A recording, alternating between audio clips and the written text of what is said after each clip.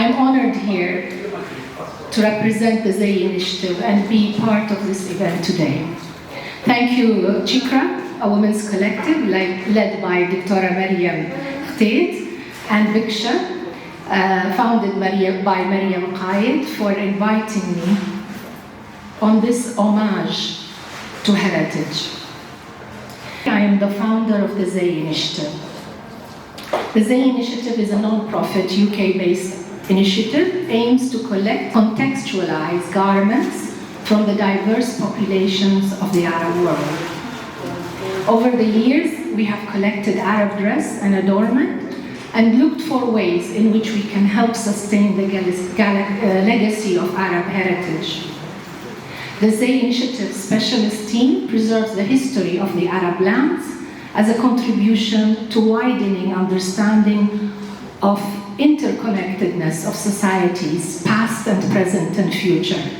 Garment histories can tell stories of movement, displacement, achievement, and of course of taste and trends. In collecting and preserving and exhibiting these garments, the Zay Initiative disseminates specialist knowledge to the widest possible audience with an impressive set of exhibition and artistic collaborations. Building the region's first digital archive and digital dictionary of terms focused on dress and adornment has secured wide international outreach. Today we are sitting at the Women's Pavilion, and our photographic exhibition behind you as you enter, draped in heritage, can be seen displayed on the walls in celebration of trailblazing women in the UAE. But our subject today is the burqa, which is part of the traditional UAE dress. And my role is to introduce this garment before we unveil the largest burqa that's been created. So let me start by introducing you with a small definition. Burqa, as it's pronounced in the UAE, comes from the word burqa in Arabic. It's a generic name given to one of many forms of cotton face veils and masks known as niqab or hijab.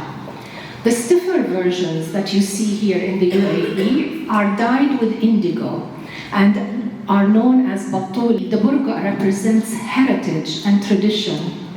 The older generation of Emiratis view the burqa as a form of adornment and embellishment, as well as a symbol of national identity.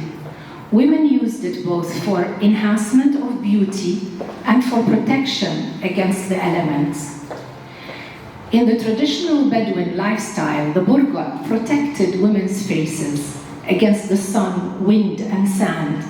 It allowed her to carry out her work in harsh conditions, thus serving as a form of empowerment rather than an oppression, as it is often believed.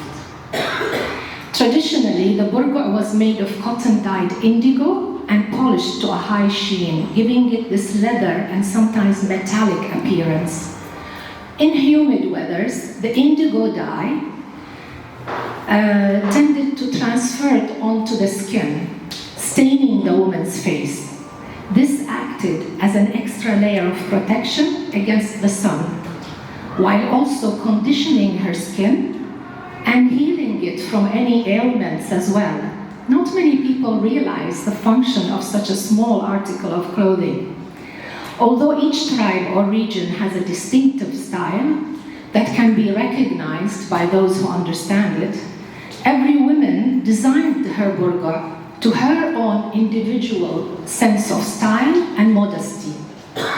The burqa served to enhance a woman's best features, such as her eyes and her cheekbones, as well as hide imperfections, thus empowering the woman with confidence and self-esteem. I can go on for days about this subject, but today it is very important to highlight that in this era of constant mask wearing, which all of us now are experiencing in one way or the other, there are many similarities between a mask and a burqa.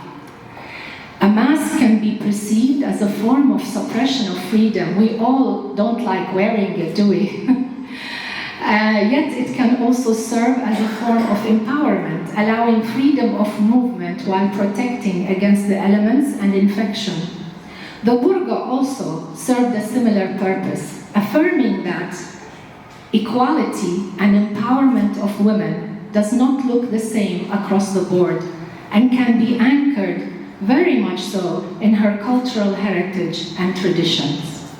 As a global creative hub, the UAE has been home to creative women leaders from all nationalities.